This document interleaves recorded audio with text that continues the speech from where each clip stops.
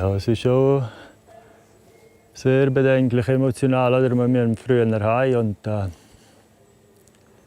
die haben jetzt auch nicht. Also dort haben wir auch kein Futter. Ein weiterer Hitzetag auf der Alp San Carli in der Bündner Surselva. Prima, grazie, ciao. Hier oben wächst kein Gras mehr für die Kühe. Bauer Silvan Kaduff muss kapitulieren. Wenn der Boden 50 Grad hat am Nachmittag um 1, dann auch wenn es mal regnet, das verdunstet gerade. Das ist ja natürlich, der Effekt ist. Und darum bringt das Gewitter eigentlich nichts. 30 Milchkühe müssen darum früher von der Alp. Eine davon ist Elektra. Danach geht es für sie vielleicht zum Metzger. Das Futter reicht nicht für alle. Jetzt muss man noch härter selektieren und es ist ja, andere Jahre ist einfacher und jetzt ist es wirklich schwieriger zum Selektieren. Man muss derartig wegtun, was man lieber behalten würde.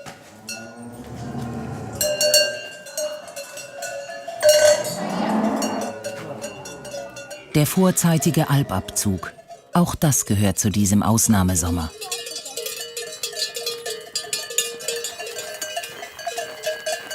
Im Normalfall tut man gerne Tiere vor Alp holen, hat man Freude, tut man das ein bisschen feiern.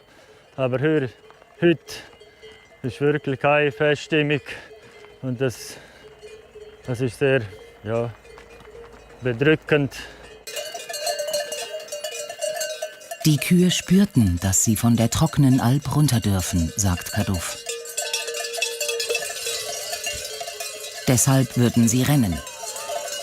Ins Tal, wo allerdings noch mehr Hitze und Trockenheit auf sie wartet.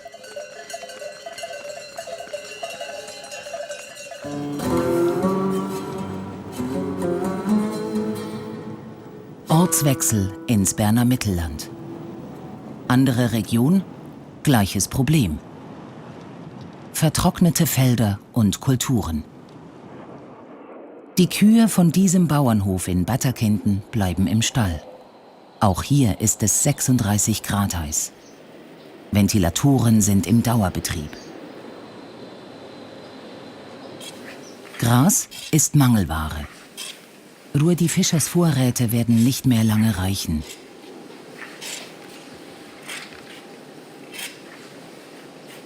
Futterproblem beschäftigt uns sehr. Riesenherausforderung und es ist genau so, die Schnitte, wir mögen einfach so machen, dass wir den Kühen grünes Gras fuhren, aber wir sollten jetzt unbedingt Dürrfutter machen, Heu machen, wo wir nachher eben dann im Winter fuhren können. Das können wir einfach im Moment nicht. Die Felder werden hier teilweise noch bewässert, mit Wasser aus der Leitung, aus der Emme und bis vor kurzem noch aus diesem Bach. Doch das ist nun verboten. Auf der Weide neben dem Bauernhof ist deutlich zu sehen, welcher Teil unbewässert blieb. Fischer nimmt uns mit auf seine Felder und zeigt uns, was es heißt, wenn das Wasser knapp wird. Der Mais ist unterschiedlich groß. Warum? Wir kommen jetzt hier in eine Parzelle rein, wo wir nicht die ganze bewässern können. Das ist hier, sieht man hier eindrücklich. Es sollte jetzt in dieser Zeit 2 Meter hoch sein. Und eben Kolben hat es gar keine gebildet. Das gibt hier auch keinen mehr. Also dem wird auch der Regen, wenn er dann irgendwann kommt, auch nicht mehr helfen. Verluste auch bei den Kartoffeln. Zu wenige und zu klein. Die Familie erntet sie in der Nacht, um weitere Hitzeschäden zu vermeiden.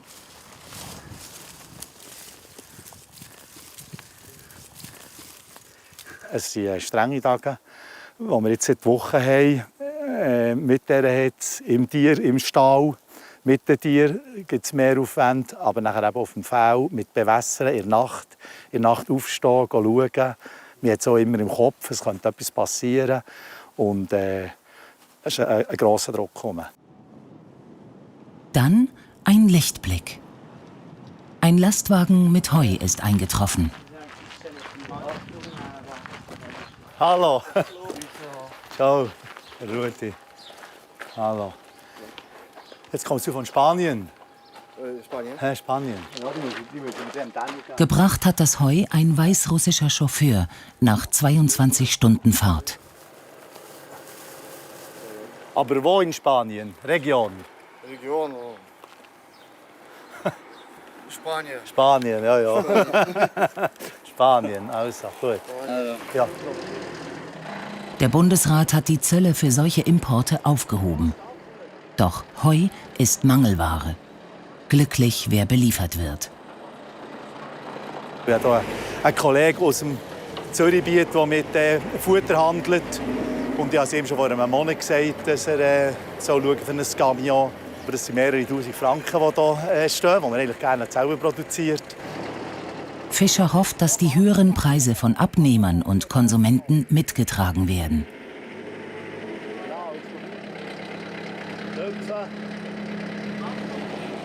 Sohn Gilles wird einst den Betrieb übernehmen. Wie blickt er in die Zukunft? Ja, das gibt mir schon zu denken. Jetzt, ich sehe es jetzt so sehr intensive Zeit mit dem Bewässern. Wir haben wirklich in unserer Region, hier in Bettgen und Zotisdorf, das Glück, dass wir relativ viel bewässern können. Das wird immer wichtiger werden. Aber das ist manchmal schon nicht die Lösung, habe ich das Gefühl, hinten raus. Das Gefühl, wir werden uns müssen anpassen, vielleicht mit Kulturen, neue Kulturen ausprobieren, neue Sachen ausprobieren. Neue Herausforderungen für die Landwirtschaft.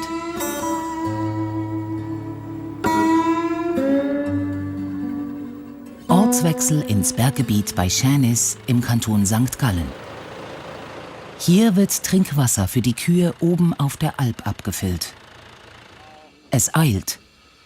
90 Rindern geht das Wasser aus.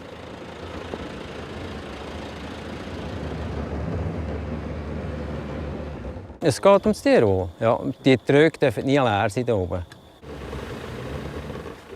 Bereits zum zweiten Mal muss Biobauer Erwin Schirmer zusammen mit einem lokalen Krisenteam solche Kanister bis zum Straßenende hochfahren. Von hier fliegt sie ein Helikopter zur Alp. Wir haben am Montagabend eine Krisensitzung gemacht, sofort einberufen, wie machen wir weiter. Da haben wir eben darum auch beschlossen, solange wir Futter haben auf der Alp, auf der oberen, bleiben wir da oben. Mit dem Wasser gehen wir rauf. Wir haben ja das Ganze durchgerechnet. Helilind, eine private Firma, fliegt die 13 Kanister hoch, gefüllt mit jeweils 850 Liter. Die rund 3.000 Franken Kosten pro Einsatz bezahlen die Bauern.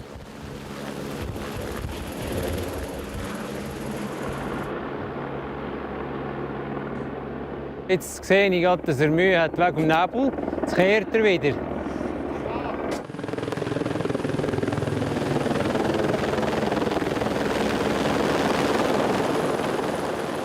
Der Nottransport scheitert. Vorerst. Doch ohne Wasser müssen die Kühe rasch von der Alp.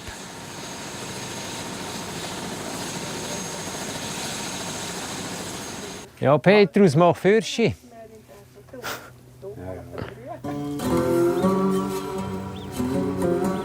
Zurück in der Soselva zu Silvan Kaduff. Wir fahren mit ihm hoch zu einer anderen Alp. Ja, man sieht natürlich, es ist alles abgeweidet und nachwachsen tut da nichts. Oder? Es gibt keinen zweiten Aufwuchs, dass man noch später könnte weiden. Das Trinkwasser für diese Rinder kommt normalerweise von einer Bergquelle. Doch die ist in diesem Sommer versiegt. Auch heiß, ha? Oh, ja. Die 100 Rinder können nur dank den Bergbahnen hier oben bleiben. Das Trinkwasser kommt von den Speicherseen für Schneekanonen unterhalb der Alp. Das ist für uns enorm wichtig. Wir sind auch froh, dass die Bergbahn da so schnell Handbot hat und uns entgegengekommen ist und hat das möglich gemacht, dass wir jetzt hier das Wasser haben können. Und so können wir unsere Tiere hier gut sämmern. Hoffen so, dass wir etwa gleich lang können auf der Alp bleiben wie andere Jahre auch. Und sonst hätten wir eigentlich hier in dieser Gegend die Weide nicht nutzen können, weil hier hat es wirklich kein Wasser mehr gehabt. Täglich werden so 5000 Liter hochgepumpt.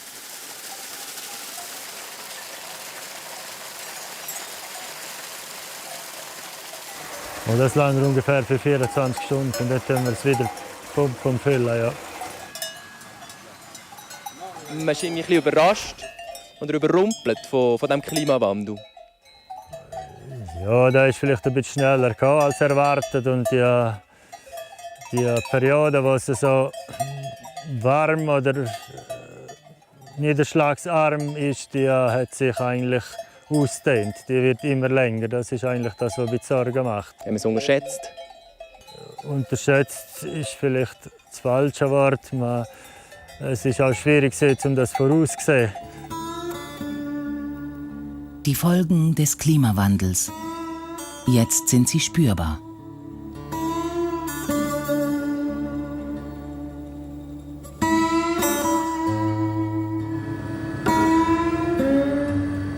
Auf der Alp oberhalb von Schänis hat sich der Nebel gelichtet.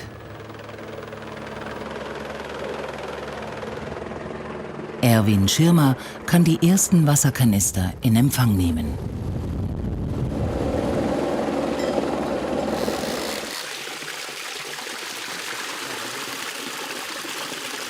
Ich sehe, dass wieder etwas Gutes kommt.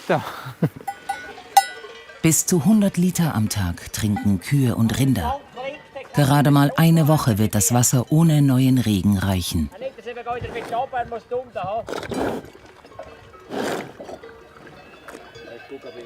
Immerhin gibt es noch grünes Gras. Für den Alphirten ist das fehlende Trinkwasser das Hauptproblem. Nein, so trockenen Sommer habe ich jetzt persönlich nicht erlebt in den 20 Sommer, wo ich in Alpen bin. Es hat ganz viel geluftet. Ja. Viel Wind, ja. Fast täglich Wind. Und dann gibt es natürlich keinen Tau und das merkst du auch. Und man muss natürlich auch, wenn es so knapp ist, viel an den Brunnen noch herstehen, weißt, damit die Kleineren auch können trinken können. Sonst kommen die Großen und die saufen und dann stehen sie da und lassen die anderen nicht her. Da habe ich manche Stunden jetzt verbraucht an diesen Brunnen zu. Erwin Schirmer zeigt uns, wo in normalen Jahren das Quellwasser für die Rinder herkommt. So. Schauen wir mal, wie viel es da noch kommt. Sehr, sehr, sehr wenig. Und wenn du so denkst, 90 Tiere müssen sich von dem ernähren, also zu trinken, dann kann sich jeder selber vorstellen. Seit Generationen wird die Alp bewirtschaftet. Was bedeutet der Klimawandel? Irgendetwas ist sicher am Gehen. Wir wissen ja nicht, wie das früher mal war, vor einem Haufen, vor 200-300 Jahren. Sicher ist auch etwas passiert. Wir merken sicher etwas mit dem Klimawandel jetzt. Ich denke, wir müssen mit dem lernen leben. Und was wir dagegen oder dafür tun könnten, ja, das müssen wir schauen, wie wir das lösen. Etwas machen wir müssen und uns dieser Situation stellen.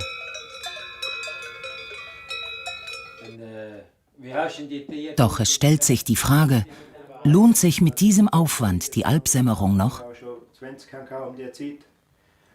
So wie es jetzt ist, also das ist eigentlich kein Dauerzustand. Also der Zustand, den wir jetzt heute machen, das können wir nicht machen in Zukunft. Da müssen wir irgendeine Lösung finden. Ich denke, vernünftiger wäre ein Bewirtschaftungsweg bauen.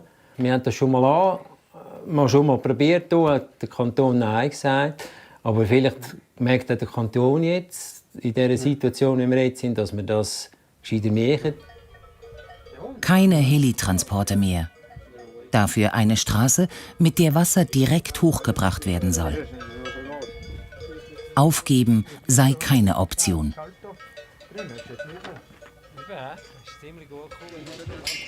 Das ist eine Kuh am Kuh, 146 Kilo, 4%. 465, 470, 75. 480, 485. Wir sind beim Schlachtviehmarkt in Thun. Deutlich mehr Tiere als üblich werden hergebracht. Die Bauern verkaufen ihre Tiere, weil sie kein Futter haben.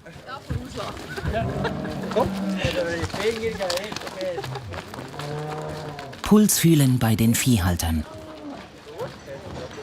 Muss man sich vielleicht mehr auf solche Jahre einstellen? Ja, das könnte schon sein. Mit Bewässern, mit den Ressourcen viel sorgfältiger umgehen. Klimawandel ist das Stichwort. Ist das etwas, wo man müsste mehr dagegen machen müsste? Oder haben wir zu wenig gemacht? Nein, das glaube ich nicht. Es ist schon früher heiß geworden. Vielleicht regnet es nächstes Jahr wieder. Und wird sicher fleissiger vorkommen in Zukunft. Und vielleicht wollen sich die Bauern lernen, einfach ein bisschen runterfahren, die haben ein bisschen reduziert. Und dann könnte es immer passen. So, ja. Was heißt reduzieren? Was müsste man reduzieren? Vor allem eben das Viehbestand. Vielleicht jeder ein bisschen runterfahren. Einfach. Dann könnte es dann mal klappen. So. Vielleicht auf die gleiche Fläche weniger Tiere hat, zum Beispiel. Ja. Dass man ein bisschen Spatzig hat. Ja. Für mich ist es schon noch ein speziell, das so zu erleben. Und gleichwohl auch so ein mulmiges Gefühl. Ja? Kann ich denn überhaupt noch einen Betrieb, den ich übernehmen kann? Oder lüpft es einem den Hut? Hier treffen wir SVP-Nationalrat Ernst Wandfluh. Er ist Präsident des Schweizerisch-Alpwirtschaftlichen Verbandes und setzt sich an vorderster Front für die von der Trockenheit betroffenen Bauern ein. Klimawandel, gibt es auch etwas, was die Bauern jetzt machen könnten, um vielleicht dort etwas beizutragen? Das passiert auch. Wir haben ja verschiedene Klimaprojekte, wie man den CO2-Ausstoß auf den Betrieben senken kann. Es ist teilweise auch gefördert worden über die Milch. Aber es ist nicht so einfach. Die Bauern hätten bereits reagiert, sagt Wandfluh. Er appelliert an die Konsumenten. Jetzt hat grundsätzlich der Konsument, jeder Einzelne, hat es irgendwie in der Hand. Oder? Man kann vielleicht ein bisschen weniger in die Ferien fliegen, vielleicht ein bisschen bescheidener leben. Oder vielleicht überlegen, ja, wenn ich jetzt irgendein Kleidungsstück kaufe, muss ich das wirklich, wenn es nicht so schön ist, um mich fortwerfen. Oder vielleicht muss man den Gedanken, den jeder Einzelne jetzt bei sich selber anfangen kann, ich habe nicht das Gefühl, hat man den grössten Hebel.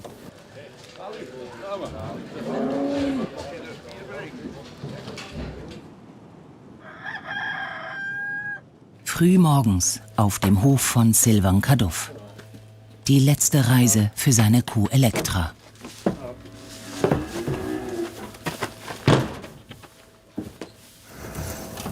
Ja, das wäre wahrscheinlich im Moment noch nicht. Um was es genau geht. Man merkt einfach, dass es anders ist als normal. Elektra ist das erste Tier, das Kaduff wegen der Trockenheit dieses Jahr früher schlachten muss. Ich nehme noch die Hoffnung, dass sich das Wetter kehrt und dass es dann regnet. Dann könnte es auf dem Heimbetrieb ein bisschen Herbstweih geben, was die Situation vielleicht leicht entspannen könnte. Aber das ist im Moment ja nur eine Hoffnung. Es sind schwierige Tage für Silvan Kaduff.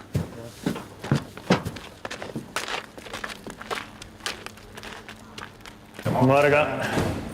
Kann ich reingehen? Ja. Morgen.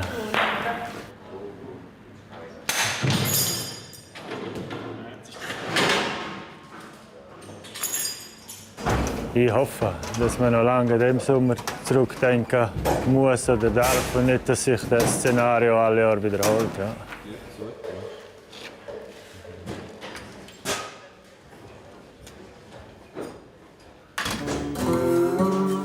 Doch an Hitzesommer wie dieser wird man sich wohl gewöhnen müssen.